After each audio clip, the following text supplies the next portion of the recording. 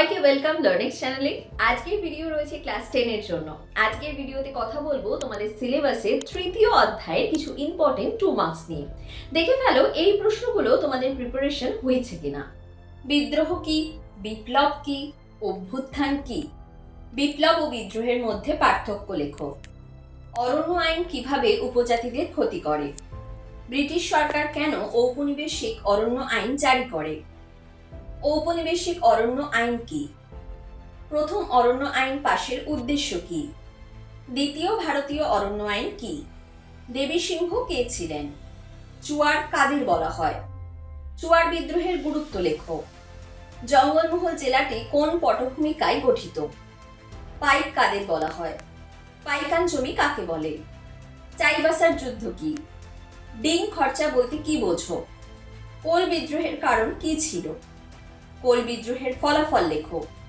তারিকাই মোহাম্মদিয়া কি? তিতুমির স্মরণীয় কেন? হেদায়েতি নামে কারা পরিচিত? বারাসাত বিদ্রোহ কি? ওয়াহাবি আন্দোলনের গুরুত্ব লেখো। মোহাম্মদ মুসিম কে? ফরাজি আন্দোলনের ব্যর্থতার কারণ কি? ফরাজি আন্দোলন কি নিছক ধর্মীয় আন্দোলন ছিল? ফরাজি আন্দোলনের দুটি বৈশিষ্ট্য লেখো। পাগলপন্থী বিদ্রোহের কারণ কি? মোবালা বিদ্রোহের কারণ কি? সন্ন্যাসী ফকির বিদ্রোহের কারণ লেখো। দামিনী কোহ কি? উলগুলান কি? বিরসা মুন্ডা কে? খুদকাঠি প্রথা কি? মুন্ডা বিদ্রোহের প্রধান লক্ষ্য কি ছিল? ছোটনাগপুর প্রজাসত্ব আইন কি? কামিয়াতি প্রথা কি? নীল বিদ্রোহে হরিশ্চন্দ্রের ভূমিকা কিরূপ ছিল? তিনকাঠিয়া কি? নীল বিদ্রোহে দীনবন্ধু মিত্রের ভূমিকা লেখো। নীল কমিশন কেন গড়ে ওঠে? নীল বিদ্রোহে খ্রিস্টান মিশনারির ভূমিকা লেখো। এলাকা চাষ কি? বে এলাকা চাষ কি? নীল বিদ্রোহের দুটি বৈশিষ্ট্য লেখো। নীলকররা নীল চাষীদের ওপর কিভাবে অত্যাচার করত? বিশ্বের ডাকাত বিখ্যাত কেন? কেনারাম ও বেচারাম কি?